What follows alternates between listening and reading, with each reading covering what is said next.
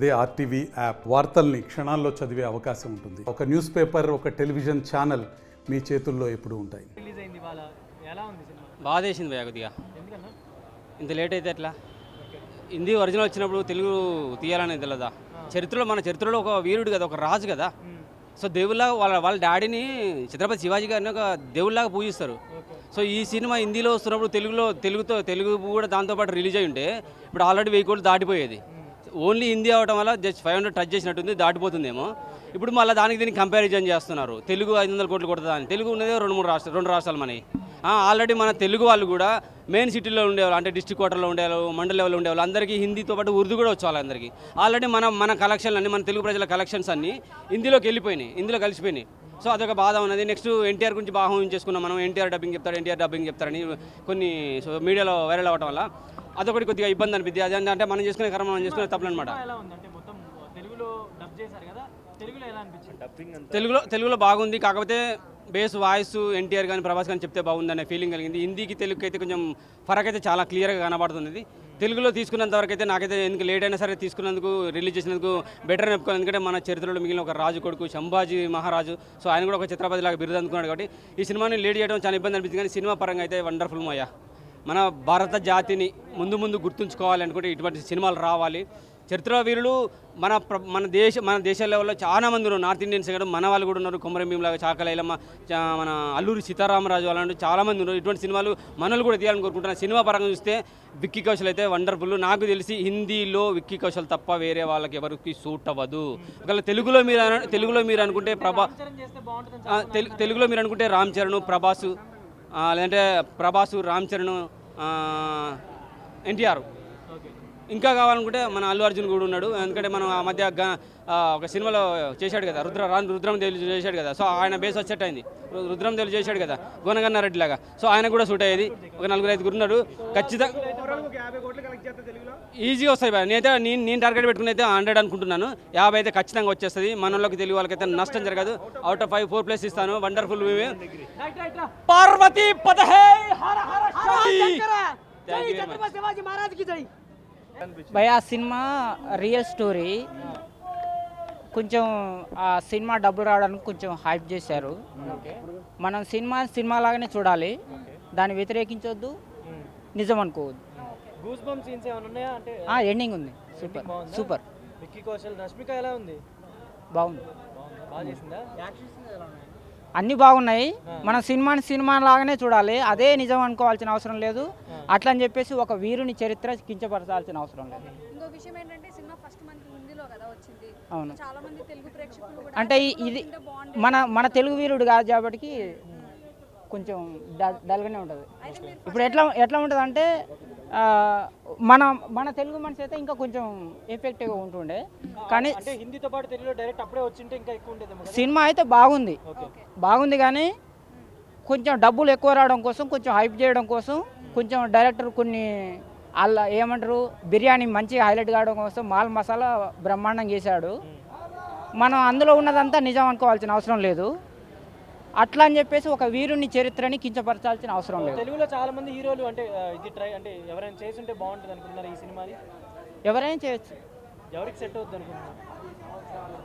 ఎవరంటే మన రామ్ చరణ్ గారికి అయితే బాగుంటుంది అని. సో ఓవరాల్ మూవీ అయితే బాగానే ఉందా? బాగుంది. ఓకే, స్టోరీ అంతా అంటే ఉన్నట్టు తీయలేదని చెప్తున్నారు, మరి మీకు ఎలా అనిపించింది? అదే నేను కామెంట్ చేయదలుచుకోలేదు, అందు గురించే నేను చెప్తా compulsory. I love you media, కానీ మనం చెప్పకూడదు ఎక్కడ క్రియేట్ చేశారని చెప్పకూడదు. సినిమాలాగానే చూడాలి అంతే. నేను ఒక యాక్టర్, నేను ఒక డైరెక్టర్ కానీ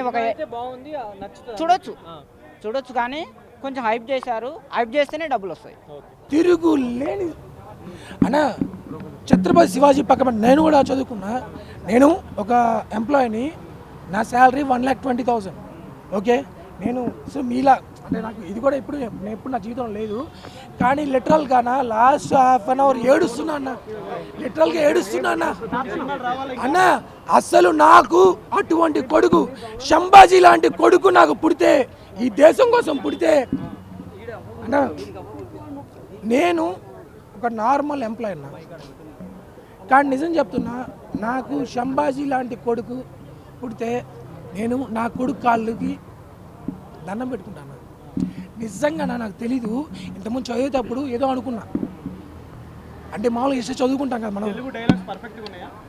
అన్న ఇంతకుముందు మనం చదువుకుంటాం కదా హిస్టరీలో, ఏదో చదువుకొని ఏదో చేస్తాం కదా. అప్పుడు ఏంటంటే మనకు పెద్ద వాల్యూ తెలియట్లేదు నా. ఈరోజు వాళ్ళు ఎంత కష్టపడ్డారు, ఆ చర్మం వలస్తుంటే నాలుగు పీకేసినప్పుడు నా గుండె అయిపోయిందా. ఫస్ట్ టైం అన్నా నేను లాస్ట్ ఒక అరగంట ఏడ్చాను అన్న. మీరే అడుగుతున్నారు, మీకే చెప్తున్నా, మిగతా వాళ్ళు ఎవరు నాకు తెలియదు. సీరియస్ చెప్తున్నానా, నాకైతే మొత్తం లిటరల్గా ఏడుపు వచ్చిందన్నా. అన్న మన తెలుగు హీరోలు కాదన్నా ఇటువంటి సినిమాలు చేయాలంటే అన్న ఒక ఎన్టీఆర్ గారు మాత్రం చేయగలరా, అంటే మిగతా వాళ్ళు ఆ తర్వాత రామ్ చరణ్ గారు కూడా చేయగలరా. కానీ నేను ఎవరి ఫ్యాన్ కాదు, నేను ఎవరికి పుటప్ చేయను. I don't want to put up anyone. హిందీతో పాటు తెలుగులో రిలీజ్ అయితే అడ్వాంటేజ్ ఉంటుంది అంటారు, అంటే ఇలాంటి మంచి స్టోరీస్ రీచ్ అయ్యేది. అన్న నాకు తెలిసిన వరకు ఏంటంటే అన్న భారతదేశ చరిత్ర అన్న అసలు సౌత్ ఇండియా చోళ చేర పాండ్య ఇంత గొప్ప చరిత్ర ఈ భారతదేశంలో సౌత్ ఇండియాలో అన్న. నార్త్ ఇండియాలో ఏముందన్నా, ఏముందన్నా నార్త్ ఇండియాలో? సౌత్ ఇండియాలో చోళ చేర పాండ్య ఇంత గొప్ప ఉన్నాయన్నా. మనకి విజయనగర సామ్రాజ్యం ఉంది, చోళ చేర పాండ్య ఇంతున్న సౌత్ ఇండియాలో ఇద్దరే అన్న ప్రైమ్ మినిస్టర్లు, ఒకరు పివి నరసింహారావు గారు, అంతకంటే ఎవరున్నారన్నా అన్న. ఇండియాకి మొత్తం బడ్జెట్ ఇచ్చేదే సౌత్ ఇండియా అన్న. అన్నా ఎన్టీఆర్ అన్న కానీ చేస్తుంటే ఈ రెండు తెలుగు రాష్ట్రాల్లో మాత్రమే వాళ్ళు 500 కోట్లన్నా కదా, 5,000 కోట్లు చేస్తుందన్నా. ఎందుకంటే ప్రతి ఒక్కరు నేనే వస్తా, ప్రతిరోజు కాదు మైక్ పెట్టు, ప్రతిరోజు వచ్చి ఈ సినిమా చూసి వెళ్తా, సినిమా ఎత్తే వరకు అన్న. మనది సౌత్ ఇండియా అనేది చాలా గొప్ప. బాగుందన్న, బాగుంది. హిస్టరీని మంచిగా చూపించారు. యాక్చువల్లీ మనం చదువుకుంది ఒకటి, హిస్టరీ ఒకటి అనమాట. మనం చదువుకుంది ఏంటంటే హిస్టరీ, అది మ్యాన్ప్లేట్ చేశారో ఎలా చేశారో నాకు తెలియదు. బట్ నేను ఈ మూవీ చూసిన ప్రకారం ఇది హిస్టరీ అనుకుంటే మనం చదువుకుంది. సో మన హిస్టరీ మనకి కళ్ళకు కట్టినట్టు చూపించారు కాబట్టి అందరూ చూడండి. బాగుంది మూవీ అయితే. తెలుగులో ఏదో వాయిస్ ఓవర్ కొంచెం ఇబ్బంది అన్నారు, బట్ ఏం లేదు. మీకు మూవీ మొత్తం చూస్తే వాయిస్ గురించి అసలు ఏమీ రాదు. బ్యాక్గ్రౌండ్ మ్యూజిక్ బాగుంది, బట్ పాటలు అంటే కొంచెం సోసోగా ఉన్నాయి.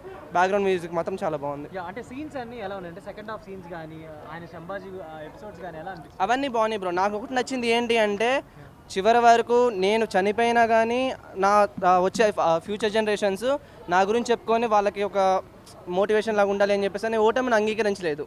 సో అదొకటి బాగా నచ్చింది బ్రో. రావాలి, ఖచ్చితంగా రావాలి. మన హిస్టరీ బ్రో అది. అవేంటంటే జస్ట్ ఏదో నార్మల్గా స్టోరీ తీస్తారు, క్రియేట్ చేస్తారు, బట్ ఇది మన హిస్టరీ కదా, దీన్ని దాచిపెట్టారు. ఎందుకు ఇలాంటి స్టోరీస్ చేయరు అని ఎప్పుడైనా అనిపిస్తుందా? అంటే ఇంతమంది పాన్ ఇండియా హీరోస్ ఉన్నారు కదా తెలుగులో కూడా, వాళ్ళు కూడా ఇలాంటి ట్రై చేస్తే బాగుంటుంది. బాగుంటుంది. మన హిస్టరీ ఏముంది, ఏమి దాచిపెట్టారు, అసలు నిజం ఏంటనేది చెప్పేసి ఇట్లా తీస్తే చాలా ఆదరిస్తారు. ఎవరెవరు చేస్తే బాగుంటుంది అనుకుంటారు ఇలాంటి స్టోరీస్? ఎవరెవరి అంటే నేను యాక్చువల్లీ ఇన్స్టాగ్రామ్లో చూసింది అయితే శివాజీ మహారాజ్ లాగా ప్రభాస్ తీస్తే బాగుంటుంది అనుకుంటున్నాను. థ్యాంక్ యూ అండి. హిట్ అవ్వడానికి కారణం తెలుగు ఇండస్ట్రీ. తెలుగులో పాపులేషన్ ఏం తక్కువ లేదు, 10 crores అబౌవ్ ఉన్నారు.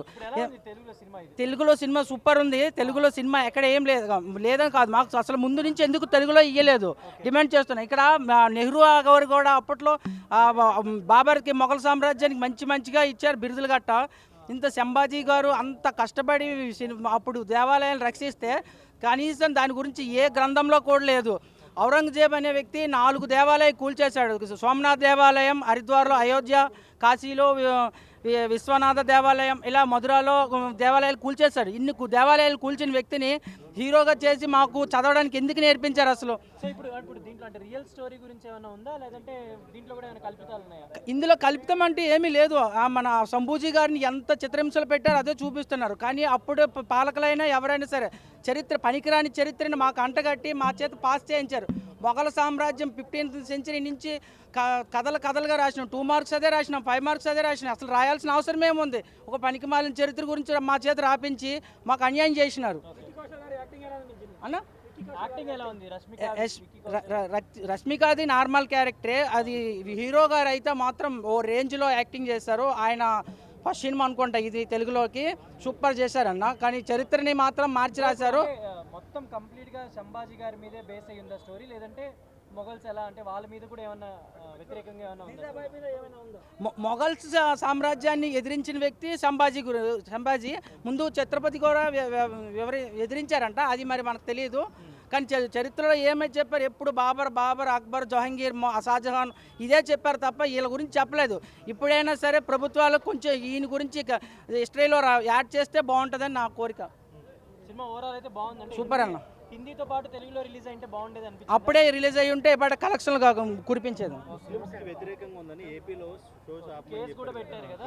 ఆ సినిమా రిలీజేషన్కి ఏమి వ్యతిరేకంగా ఏం లేదన్న. అట్లా వాళ్ళకి ఫీల్ అయితే ఏమో వాళ్ళ మనోభావాలకి ఇబ్బంది కలగకూడదు. అట్లా ఏమి అనిపించలేదండి. ఇక్కడ శంభూజీని ఎక్కువ చూపించారు. అలా మరి వాళ్ళ ఔరంగజేబుని అంత ఘోరతమైన క్యారెక్టర్ చూశారు కాబట్టి వాళ్ళు అలా ఫీల్ అయ్యి ఉండొచ్చు. వాయిస్ అన్ని బాగానే ఉన్నాయన్న. వాయిస్ లైన్ బాగానే ఉంది. అందరూ బాగానే ఉన్నాయి. కాకపోతే తెలుగులో ఎవరైనా చేస్తే బాగుంటుంది అనుకున్నా, ఇలాంటి స్టోరీస్ ముందుకు వచ్చి కొంచెం పాన్ ఇండియా హీరోస్. మళ్ళీ అలాంటివి చేయాలంటే మళ్ళీ రాజమౌళి గారే చేయాలి. మళ్ళీ రాజమౌళి గారి మీద కాంట్రవర్షియల్ చేస్తారు అందరూ.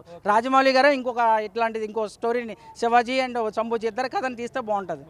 శివాజీ గారు వాళ్ళ కొడుకు ఎలా ఉన్నారు ఏంటన్నది బాగా చూపించారు మూవీలోనే. హీరో కూడా బాగా యాక్ట్ చేశారు, హీరోయిన్ కూడా బాగా యాక్ట్ చేశారు. స్టోరీ అయితే ఇంక మొత్తం ఇది పీరియాడిక్ కాబట్టి మొత్తం అంతా చాలా బాగుంది. ఇంక చూడాల్సిన సినిమా అది, ప్రతి ఒక్కరూ చూడాల్సిన సినిమా.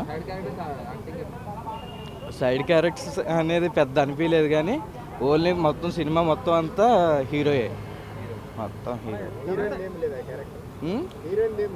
హీరోయిన్ ఉంటుంది. హీరోయిన్ ఉండకంటే ఏ మూవీ ఉండదు కదా. హీరోయిన్ కూడా డామినేట్ చేసింది మాత్రం హీరోయే.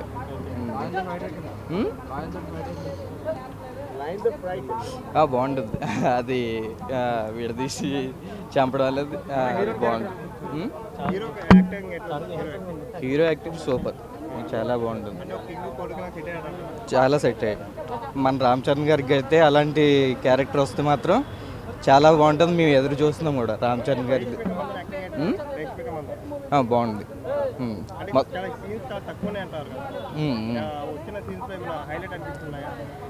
హైలైట్ అవుతుంది అప్పుడు హీరో బయటకు వెళ్తారు కదా, ఆ టైంలో మాత్రం హీరోని హింసించేస్తూ ఉంటారు విలన్స్ వాళ్ళు. అప్పుడు రష్మిక మందన బాధపడేది తీరు అది చాలా బాగుంది. అది చూడడానికి బాగుంటుంది బాగా. సెట్ అయింది బాగా. 4 ఇస్తాం. మరిన్ని వీడియోస్ కోసం ఛానల్ ని సబ్స్క్రైబ్ చేయండి. లేటెస్ట్ అప్డేట్స్ కోసం వాట్సాప్ ఛానల్ ని ఫాలో అవ్వండి. ఆ లింక్ డిస్క్రిప్షన్ లో ఉంది.